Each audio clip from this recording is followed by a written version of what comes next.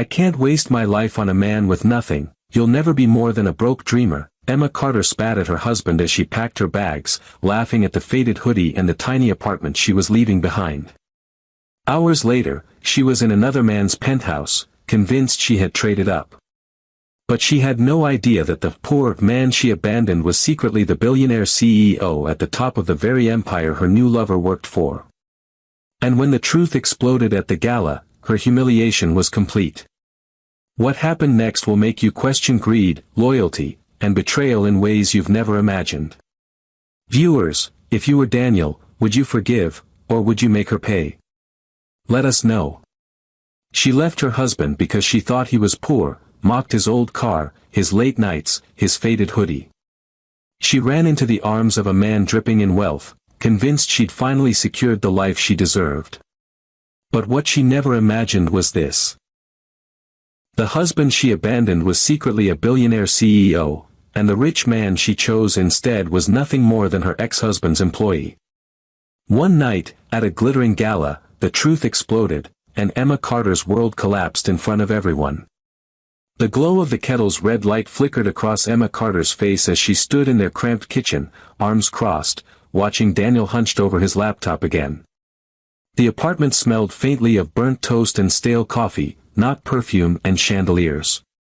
She hated that smell.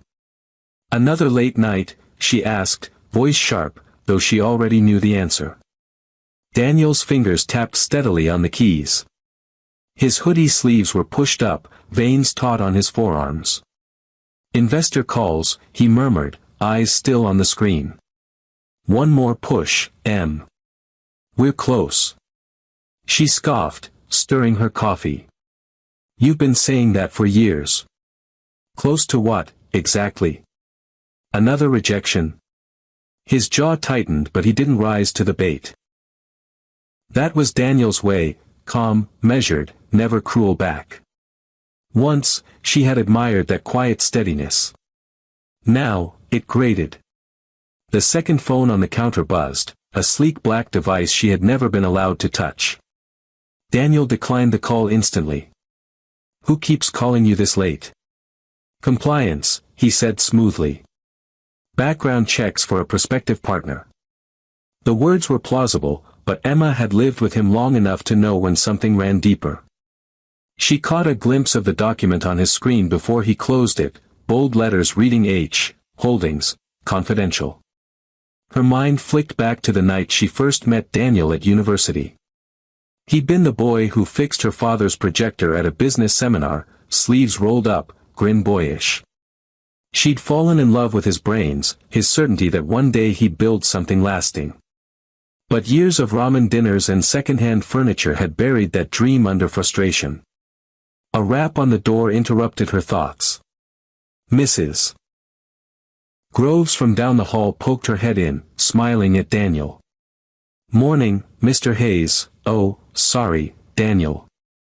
Thank you for fixing the router last night. Internet's faster than the city office now. Happy to help, ma'am, Daniel said warmly. Such a gentleman, she said, adding with curious deference, thank you, sir. Emma bristled. Sir. Since when did neighbors call a broke man sir? Later that evening, she found herself standing in the gallery where she worked, gazing at the man with the watch that gleamed like bottled sunlight. Richard Caldwell. He leaned on the counter as if he owned the air. You see beauty where others don't, Richard told her, studying the way she arranged canvases. That's rare. Emma laughed nervously, her chest tight. Daniel never said things like that anymore. By the time Richard opened the door of his sleek black Mercedes and said, You deserve brightness, Emma. Not dim bulbs and delayed promises, her resolve was already faltering. At home, near midnight, she noticed Daniel wasn't back yet. Through the blinds, she glimpsed headlights. A man in a suit opened the rear door of a luxury sedan. Daniel slid inside, head low, hoodie up. The car whispered away into the night. Her pulse skipped. That wasn't the sedan they owned. That wasn't the life she knew. Who are you really talking to, Daniel? she whispered to the empty apartment, but silence was her only answer. The next morning, Emma slipped on her best dress before heading to work, smoothing the fabric like it might erase the wrinkles in her life. Daniel sat at the counter, laptop open, 2 phones lined neatly by his elbow. He looked up briefly, eyes rimmed red from another sleepless night. "You look nice," he said softly. "It's a gallery," she replied, shrugging. "I can't show up looking cheap." He gave a small nod, and something unreadable flickered in his expression, hurt, maybe, or disappointment, but he said nothing. That was Daniel's way. Silent endurance, a fortress of patience she no longer knew how to admire. At the gallery, Richard Caldwell waited with the confidence of a man who had never heard no. He wore a charcoal suit, his cufflinks catching the light like deliberate weapons. He purchased 3 paintings without looking at the price tags, then turned his attention on Emma. "Dinner tonight," he said. Not asked, said. "There's a place overlooking the harbor. You'll love it." Emma hesitated, thinking of Daniel's tired eyes and the leftover soup in their fridge. Then she thought of chandeliers and wine poured by gloved hands. "All right," she whispered. That night, Richard drove her through streets lit like fire, past restaurants she'd only seen in magazines. Over oysters and laughter, he leaned close. "You deserve more than scraps, Emma. Why waste your youth waiting on a man with nothing to give?" His words slid under her skin like truth she'd always known. While Emma drifted into Richard's world, Daniel was elsewhere. At a conference room downtown, he sat at the head of a long table, not in a hoodie but in a tailored suit, the kind that didn't announce itself yet commanded attention. Around him, executives took notes as he spoke. "We finalized the merger by Friday. Discretion remains paramount," Daniel said, voice steady, clipped. "I don't want my private life entangled with corporate headlines." "Yes, Mr. Hayes," the executives chorused. He signed the final document with a flourish. The signature on the page, Daniel A. Hayes, CEO, H&N Global, was proof of an empire Emma had never imagined. He tucked the papers into a folder, slid his phone back into his pocket, and left through the service elevator, slipping back into the plain hoodie that let him disappear. Back in the gallery, Emma's friend Leah watched as Richard kissed Emma's hand outside the restaurant. "Careful," Leah muttered later. "Rich men like him. They play games. Daniel may not have millions, but at least he loves you." Emma laughed bitterly. "Love doesn't pay rent. Love doesn't buy futures." When she returned home, Daniel was waiting in the living room, the glow of the desk lamp casting shadows on his face. "You didn't answer your phone," he said evenly. "I was busy," she snapped. He studied her with unsettling calm. "I hope you find what you're looking for, Emma." His voice carried no anger, only resignation. That made it worse. She turned away, clutching her purse tighter, missing the moment his second phone buzzed again. On the screen flashed a single letter, H. And for the first time, Daniel didn't decline. He answered. "Yes," he said. "Proceed." The rain hadn't yet fallen, but the city air felt heavy with it when Emma left the apartment the next evening. Daniel stood in the doorway, leaning one shoulder against the frame, hair still damp from his shower. "You're late again," he said, not accusing, just observing. Emma tightened her grip on her purse strap. "I told you, there's an exhibition to prep." An exhibition, or Richard Caldwell? His voice was quiet, but the name landed like a stone. She flinched, then straightened, meeting his gaze. "At least Richard knows how to live. At least he doesn't keep me trapped in some shoebox apartment with promises that never come true." For a long moment, Daniel only looked at her, those calm gray eyes unreadable. Then he stepped aside. "If that's the life you want, Emma, take it." She expected shouting, a fight, some desperate plea. Instead, his quiet release cut deeper than rage. She walked away anyway. Richard welcomed her with a kiss on the cheek, his cologne crisp, his car gleaming like liquid steel beneath the streetlights. "I knew you'd see sense," he said, guiding her in. "Daniel's small time, Emma. You're meant for more." And as the car purred through the city, Emma told herself she believed him. Meanwhile, Daniel sat alone in the apartment. He poured himself a glass of water, set it on the counter, and stared at the empty chair across from him. A memory flickered, Emma laughing on their wedding day, lace brushing against his hand as she signed her name. Back then, she told him she didn't care about money. Back then, he'd believed her. His phone vibrated. He picked up the sleek black one, the one Emma never touched. "Yes," he said. "File the paperwork. The divorce will be uncontested. Make sure the prenup is airtight." On the other end, his lawyer's voice was crisp. "Of course, Mr. Hayes." The name, Mr. Hayes, spoken with reverence, echoed in the empty kitchen. Daniel closed his eyes briefly, then returned to his laptop.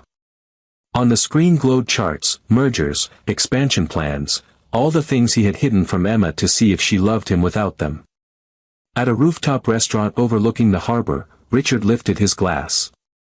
"To new beginnings," he toasted, his smile sharp. Emma clinked her glass against his, forcing a smile. But somewhere deep inside, unease prickled.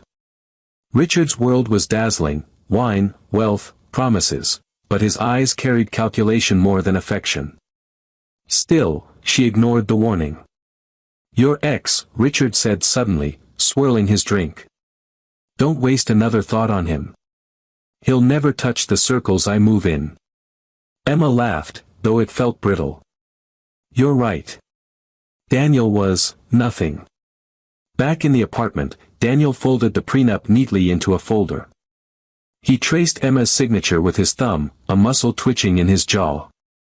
"I was nothing to you," he murmured to the silence. "But you'll learn who I am." And as the clock ticked past midnight, a storm finally broke outside, rain streaking down the window like the city itself was whispering secrets she wasn't ready to hear. Emma adjusted the diamond necklace Richard had draped around her neck, its cold weight pressing against her skin like both proof and burden. She stood before a mirror in his penthouse, surrounded by glass walls that looked out over the skyline. Below, the city pulsed with light and movement, everything she thought she deserved. Richard emerged from the bedroom, fastening his cufflinks. "Perfect," he said, eyeing her in the reflection. "You look like you belong here." She smiled faintly, though a part of her wondered why those words sounded more like possession than admiration. Still, the penthouse was warm, the champagne cold, the life dazzling. How could she miss Daniel's dingy apartment after this? But at night, unease crept in. When Richard left for meetings, Emma lay awake staring at the ceiling. His phone buzzed with messages he never explained. His laughter with friends felt rehearsed. The way he spoke about his boss, always Mr. Hayes, never a first name, carried an edge of fear. One evening, over dinner at an exclusive club, Richard leaned back, his voice lowered. "When you meet him, you'll understand. Mr. Hayes isn't like other men. He built everything from nothing. The kind of man who can make or break entire empires with a phone call." Emma sipped her wine, curiosity flickering. "Sounds intimidating." Richard smirked. "He's the kind of man I aspire to be. But even I wouldn't cross him." Her stomach tightened. She laughed lightly, masking the strange discomfort that pulsed at the mention of the mysterious boss. Meanwhile, Daniel's night stretched long in boardrooms and conference calls. He moved like a shadow across high-rise offices, a leader wrapped in secrecy. "Our expansion into Asia is approved," he told his executives one night, his calm authority filling the room. "But keep everything confidential. Publicity will come on my terms."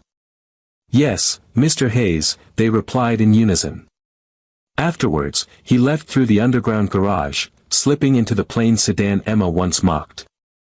Even now, with billions under his command, he clung to simplicity outside the spotlight. He'd wanted to know if Emma's love was for him, or for what he had. Now, the answer was clear. Back in the penthouse, Emma stood at the window as Richard kissed her shoulder. "You've upgraded, darling," he whispered. "Daniel was never going to give you this." She forced a smile, but a flash of memory stabbed her, the quiet evenings with Daniel bent over his laptop, his tired but unwavering gaze when he told her, "I hope you find what you're looking for." She shook it off as Richard handed her a glass of champagne. "Tomorrow night's the gala," he said. "The company's annual event. You'll finally see what real power looks like." Emma laughed, resting her head on his chest. "I can't wait." But outside, lightning split the sky, illuminating the city in stark flashes, like the world itself was preparing her for the moment everything she thought she knew would unravel. The gala shimmered like a dream carved from light. Crystal chandeliers rained fire across marble floors, and violins sang in the corners as waiters glided by with trays of champagne. Emma Carter stepped through the towering glass doors on Richard's arm, her heart swelling with nervous triumph. This was the world she had longed for, the one she believed Daniel could never give her. "Keep your chin up," Richard murmured, guiding her forward with a confident hand at the small of her back. "Everyone here will be watching. Tonight, they'll know you belong to me." She smiled tightly, letting him lead her into the current of silk gowns and tailored tuxedos. Every woman glimmered, every man radiated polished power. For the first time, Emma didn't feel like the poor girl at the window watching from the outside. She was inside now. Richard shook hands, laughed too loudly, introduced her to men with heavy rings and women with eyes that sized her up like competition. Over and over, Emma heard his words repeated with reverence, "Wait until you meet Mr. Hayes." The name hovered everywhere. She couldn't escape it.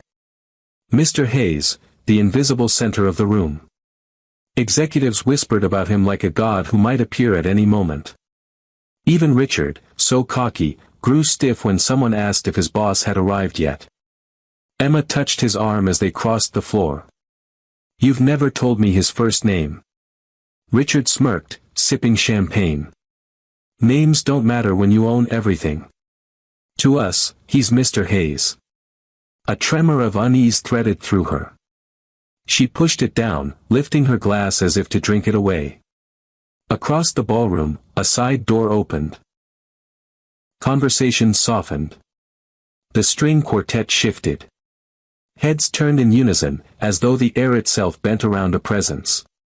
Emma followed their gaze. The man stepping into the room didn't stride like Richard did, chest puffed, desperate to be seen. He moved with quiet control, his tailored black suit fitting as though the world had been cut to measure it. His hair was neatly swept back, his expression composed but commanding. Executives straightened at his approach, conversations died mid-sentence, and the hum of awe spread like ripples in a pond. Emma's breath caught. It was Daniel. Her Daniel, hoodie-wearing, ramen-eating, struggling Daniel, standing under the chandeliers like he had been carved for this room all along. She froze, the glass in her hand trembling. Richard leaned close, oblivious. "There he is. My boss. The man who made all this possible, Mr. Hayes." Daniel's gaze swept the room, cool and assured. And then, without breaking stride, his eyes found hers. For the briefest instant, the calm cracked, and Emma saw the man she once loved, the man she betrayed. Her lips parted, but no sound came. Richard tugged her forward eagerly. "Come on, Emma. I want to introduce you." The chandeliers blazed overhead, as if bearing witness to the moment her entire world tilted on its axis. Richard's grip tightened on Emma's arm as they approached the circle forming around Daniel. Executives clustered, eager for approval, their laughter trimmed and careful in his presence. Daniel stood still at the center, like the calm eye of a storm. "Mr. Hayes," Richard began, his voice just a shade too loud. "An honor, as always. I wanted you to meet someone very special." Emma's pulse hammered in her ears. She wanted to pull away, to vanish into the marble floor, but Richard propelled her forward like a prize. "This is Emma," Richard declared proudly. "My partner." The room seemed to inhale and hold its breath. Daniel's gray eyes locked onto hers, expression unreadable, a wall of composure that only she knew was not indifference but a deep, deliberate choice. "I know her," Daniel said simply. Richard laughed awkwardly. "Well, of course, you've probably seen her name on the guest list. She works in—" "She's my ex-wife," Daniel interrupted, voice calm but carrying enough weight to slice through the murmurs. A ripple of shock swept the circle. Glasses lowered. Eyes widened. Whispers flared and died like sparks on stone. Richard's smile faltered, the color draining from his face. He stumbled a half-step back, staring at Emma as if she'd transformed before his eyes. "Ex-wife?" Emma's lips trembled. "Daniel, her voice broke, words crumbling into the thick silence. Daniel didn't move closer, didn't raise his voice. "When she left, she said I was poor. That I'd never give her the life she wanted." His gaze swept the crowd, sharp and steady. "But people here know the truth. I built this company from the ground up.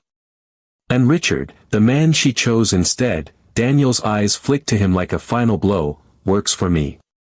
The crowd stirred again, this time with hushed astonishment and barely concealed delight at the scandal unfolding. Richard's hand fell from Emma's arm as if she burned. "You," Richard's voice cracked. He turned to Daniel with stammering desperation. "Sir, I had no idea."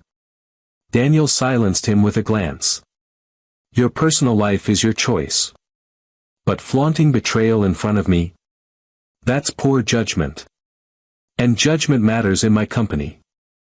Richard paled, sweat beading his brow. Emma's chest constricted as she realized the chain of ruin her choices had set in motion, not only her own but Richard's too. "Daniel, please," Emma whispered, stepping closer. "I didn't know. I didn't." Daniel's calm deepened, a mask forged from years of restraint. "No. You didn't know. You didn't want to." His voice lowered, but each word carried like steel. "I gave you love when I had nothing.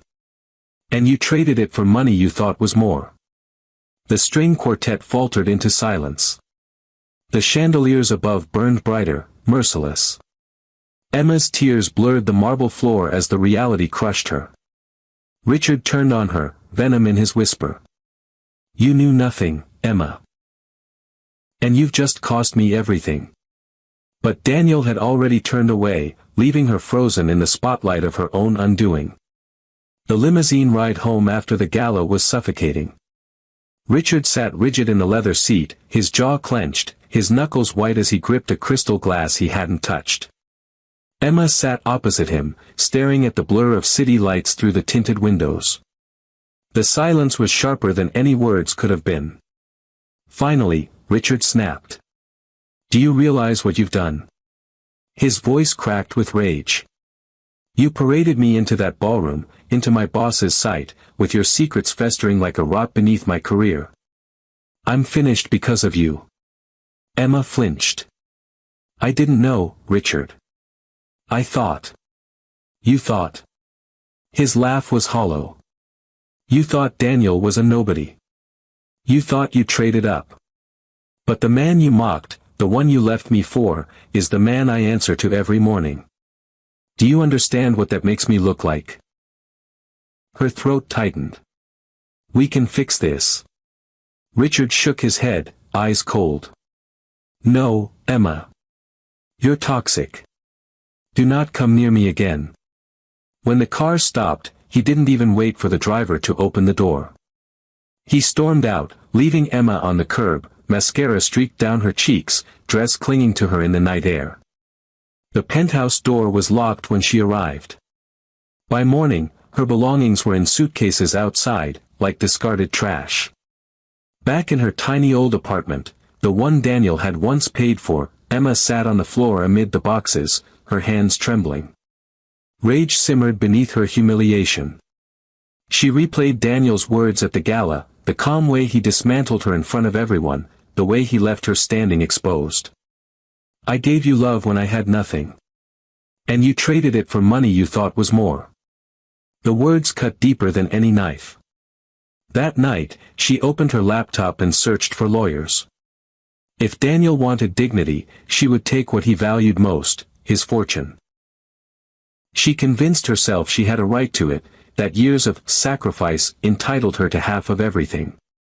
The thought hardened into obsession. 2 weeks later, Emma walked into the courtroom in a tailored suit she could barely afford, chin lifted high.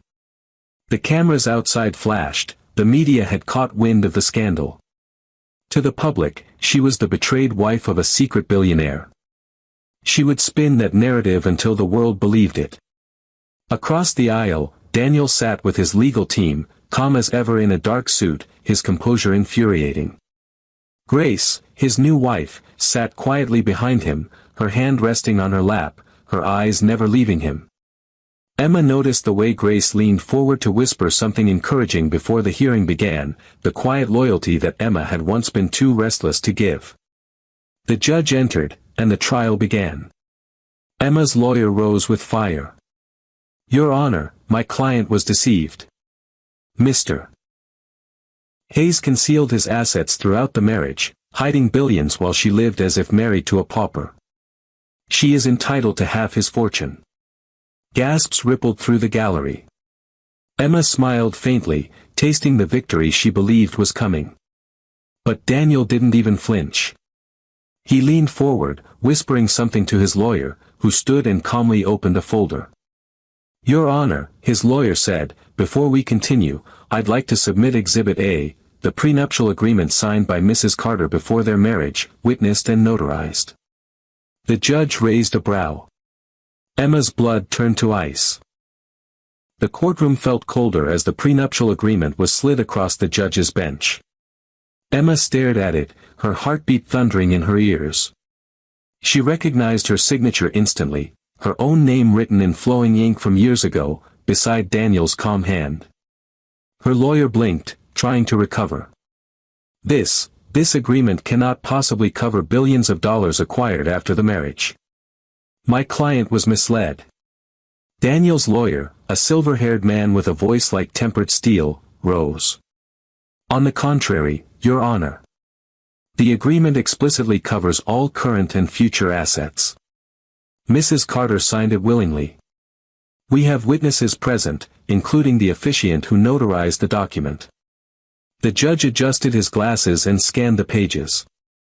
Emma's stomach sank as the sound of paper turning echoed through the hushed room. Her lawyer pressed forward, desperation seeping into his tone. Even so, Mrs. Carter lived in poverty while Mr. Hayes secretly built an empire. That deception alone is grounds to invalidate this contract. Daniel leaned forward, his voice steady and calm. Your Honor, there was no deception. She knew I was building something. She called it a waste of time. She mocked the long nights, the investor calls. What she didn't know was by choice, I never flaunted wealth. I wanted to be loved for who I was, not what I had. Whispers rippled through the gallery. Some people nodded, others glanced at Emma with thinly veiled judgment. Emma shot to her feet. That's not true. You made me believe we had nothing. Daniel turned his eyes on her, expression unreadable. No, Emma. You chose to believe it because wealth was all you ever wanted. The judge rapped his gavel for silence. Mrs. Carter, sit down. Emma sat heavily, rage swirling in her chest. Daniel's lawyer continued. Furthermore, we have evidence of Mrs. Carter's infidelity, corroborated by photographs and testimony. She left her husband for another man while the marriage was still intact. By law, her claim to his fortune is void. Emma's lawyer paled. Objection, irrelevant to financial disclosure. The judge cut him off. Overruled. Infidelity is relevant when one party seeks to profit after abandoning the marriage. Gasps filled the room. Emma buried her face in her hands, but it was too late. The damage was done. Grace sat quietly behind Daniel, her expression calm but resolute. She reached forward, resting her hand briefly on his shoulder, and the small gesture carried more weight than Emma's entire case. It was loyalty made visible. By the time Daniel's lawyer finished presenting bank statements, call logs, and emails proving full disclosure, Emma's case was unraveling completely. The judge leaned back in his chair, his verdict clear in his tone. The prenuptial agreement stands. Mrs. Carter knowingly relinquished any future claim to Mr. Hayes's assets. This case is dismissed. The gavel came down with a sharp crack. The courtroom erupted in murmurs. Reporters scribbled furiously. Emma sat frozen, her lawyer whispering apologies she didn't hear. Daniel stood, buttoning his jacket with unshaken composure. He didn't glance at Emma as he turned toward Grace, who rose to meet him with quiet pride. Together, they walked out of the courtroom like victors who hadn't needed to lift a sword. Emma, left behind in the harsh light of her own ruin, clenched her fists until her nails dug crescents into her palms. The humiliation wasn't enough, she wanted blood. And as the cameras flashed outside, a darker thought took root in her mind. If she couldn't take his money, maybe she could take him. The night after the court's dismissal, Emma sat alone in a dingy motel room, the sound of a flickering neon sign buzzing through the window. She had pawned her jewelry to pay for the room, Richard's necklace, the diamond earrings he once flaunted in front of her friends.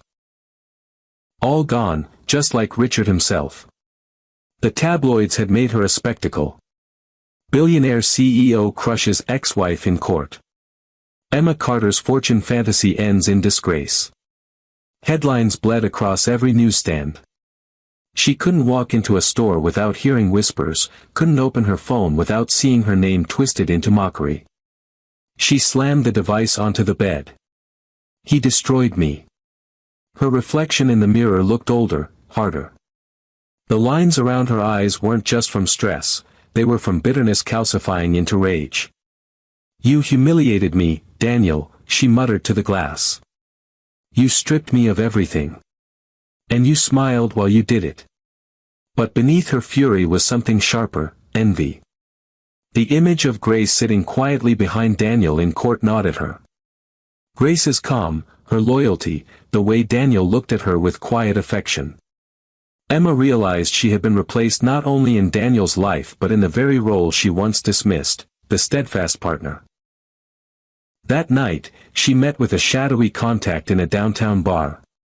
A man with a scarred face and cold eyes slid into the booth across from her. You want him scared, the man said. Emma shook her head, fingers trembling as she clutched her glass. Not scared. Gone. I want him gone. The man studied her. That's not a light request. I'll pay whatever it takes, she hissed. He ruined my life. He made me a laughingstock. If I can't have him, no one will. The man leaned back, weighing her words. Payment up front. Information second. If he's as powerful as you say, we'll need his routines, his habits. Emma nodded quickly, desperation blinding her. She scribbled Daniel's schedule on a napkin, the times he usually worked, the routes he once drove when she lived with him. She didn't know about the private security, the undisclosed meetings, the layers of protection around a man like Daniel Hayes. She didn't care. As the man pocketed the napkin, Emma felt a surge of twisted satisfaction. At last, she was striking back. At last, Daniel would know she wasn't powerless. But what she didn't realize was that Grace, ever watchful, had already noticed strange movements. Weeks earlier, Grace had seen Emma lurking outside the corporate headquarters, watching Daniel's car from across the street. And when Grace intercepted a cryptic message left on one of Emma's old friends' phones, mentions of taking him out and final payment, she didn't hesitate. She dialed the police, her voice steady but urgent. This isn't just bitterness anymore. My husband's life is in danger. That night, Emma dreamed of Daniel's empire collapsing into silence, of Grace's loyalty breaking under grief. But when she woke, Sirens wailed outside the motel, red and blue lights staining the walls. Her door burst open, officers flooding in. The scar-faced man was already in custody, evidence in hand. And Emma. Emma was dragged from the bed in handcuffs, screaming her denial as flashbulbs from waiting reporters seared her final downfall into public memory. The holding cell stank of bleach and stale sweat. Emma sat on the narrow bench, her hair tangled, her dress from the night before wrinkled and damp from tears. The metallic clank of the cell door echoed behind her. Reporters had already swarmed the precinct, her mugshot would be on every screen before dawn. "You don't understand," she spat at the officer scribbling notes outside her cell. "He deserves this. He ruined me, he humiliated me in front of everyone." The officer didn't look up. "Save it for the judge." Her lawyer refused to meet her eyes when he arrived. "They've got recordings, Emma. Conversations, wire transfers, a full sting operation. You walked right into it. There's no plea that will erase attempted murder for hire." Emma's chest tightened. "This can't be happening. I just wanted what I was owed. He took everything from me." "No," her lawyer said flatly. "You lost everything because you threw it away." Meanwhile, across town, Daniel sat in his study, the soft light from the lamp washing across his desk. Grace sat beside him, her hand folded into his. She had been the one to uncover the plan, the one who had tipped off the police in time. Daniel turned to her, his calm breaking just slightly. "You saved my life." Grace shook her head gently. "No, Daniel. I just protected what we've built. The life you almost lost because someone couldn't see your worth." His eyes softened as he looked at her, at the woman who had stayed when the world saw only failure, who had believed in him when Emma demanded glitter. Grace had seen the empire in his patience, not just the fortune in his name. On the news, Emma's arrest dominated the headlines. Ex-wife of billionaire CEO charged in murder-for-hire plot. From socialite to suspect, Emma Carter's shocking fall. Daniel's board members called, worried about scandal, but Daniel answered each one with the same unshaken steadiness. "This doesn't tarnish me. It reveals her." At Emma's arraignment, the courtroom that had once been her stage for revenge now became her cage. Shackled at the wrists, she stood before the judge, her voice cracking as she pleaded. "I was desperate. He left me with nothing." The judge's gavel silenced her excuses. "You chose greed over loyalty.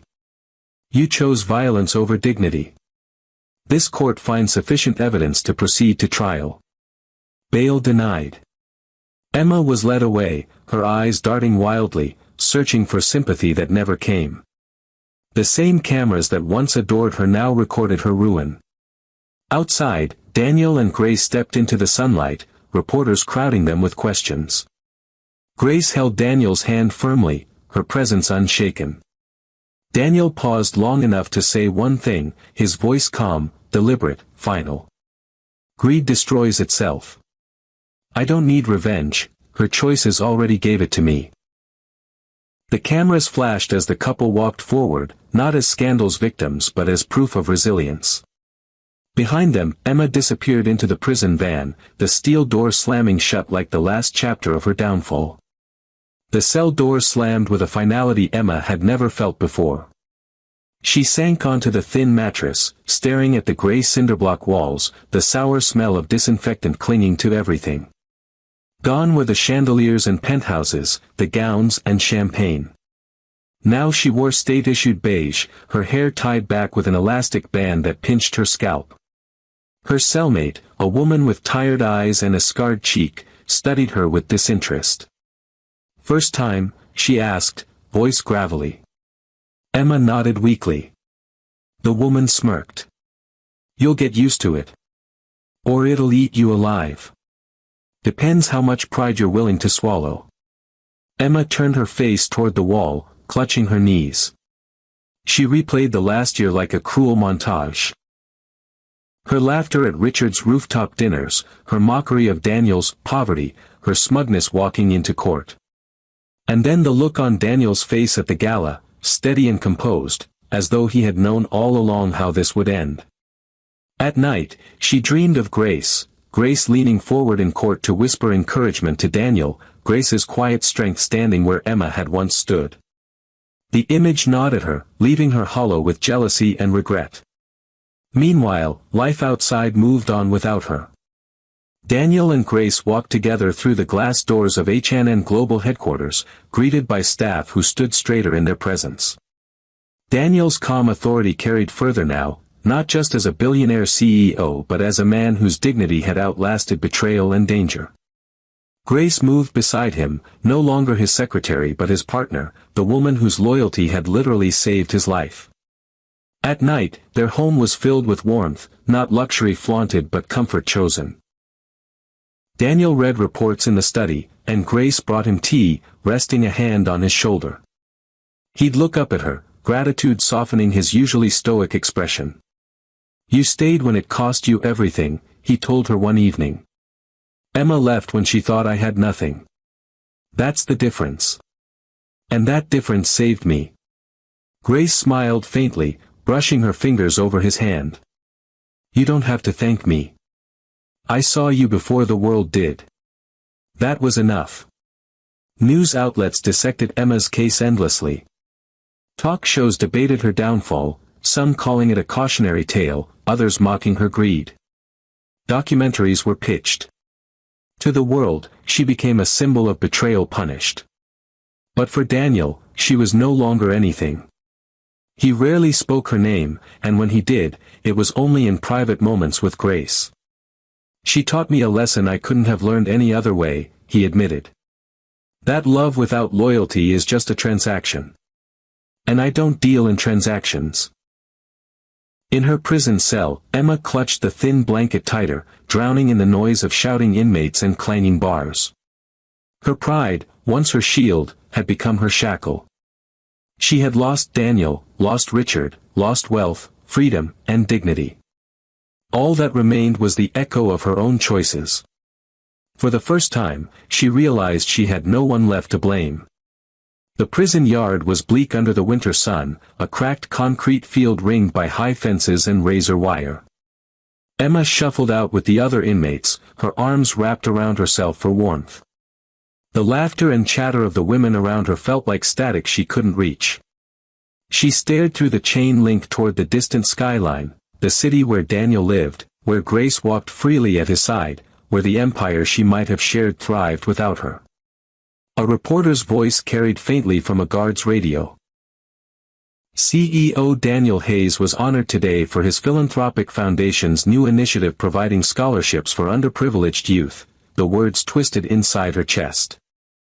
Daniel had become not just a billionaire, but a man admired, respected, loved by thousands. And she? She was a cautionary headline, forgotten except as a story of greed turned to ash. That night, in the narrow dark of her cell, she whispered aloud to no one. "I left you because I thought you were nothing. And you turned out to be everything." Her voice cracked, tears sliding down her face.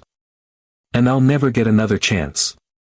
Across town, Daniel and Grace stood on the balcony of their home overlooking the city. The air was crisp, the lights below endless. Grace leaned into him, her hand sliding into his. He pressed a kiss to her hair, his calm face softening in the glow. "You know," Grace said quietly, "you could have destroyed her completely in court. Humiliated her worse than she humiliated you." Daniel shook his head. "She destroyed herself. I didn't need to lift a finger." He paused, tightening his arm around her. "The truth is, the real revenge isn't her downfall, it's the life we have now. A life she threw away." Grace smiled, resting her head against his shoulder. Together they watched the city breathe, the empire Daniel had built not just in wealth but in resilience and dignity. In the weeks that followed, Daniel's name grew brighter. His foundation expanded, his company flourished, his reputation soared. Wherever he went, Grace was there beside him, the quiet partner who had seen the man beneath the mask and stayed. In prison, Emma watched his face on TV from the common room, bitterness and regret swirling like a tide she could never escape. The other women barely noticed her anymore. She was no longer glamorous, no longer envied. Just another inmate with a story that no one envied. She pressed her palms against the glass screen, as if she could reach through it, back to the life she had abandoned. But the image flickered and changed, leaving her with nothing but the dull hum of fluorescent lights and the weight of her own choices. Daniel and Grace, standing before cameras at another gala, smiled as flashbulbs burst like stars. The contrast was absolute, loyalty beside love, betrayal trapped in ruin. And as Daniel clasped Grace's hand tighter, he said the words that would become the lasting moral of his story. Greed destroys itself. Loyalty builds everything. The crowd applauded, the cameras captured it, and somewhere in the silence of her cell, Emma Carter wept for the empire she had thrown away.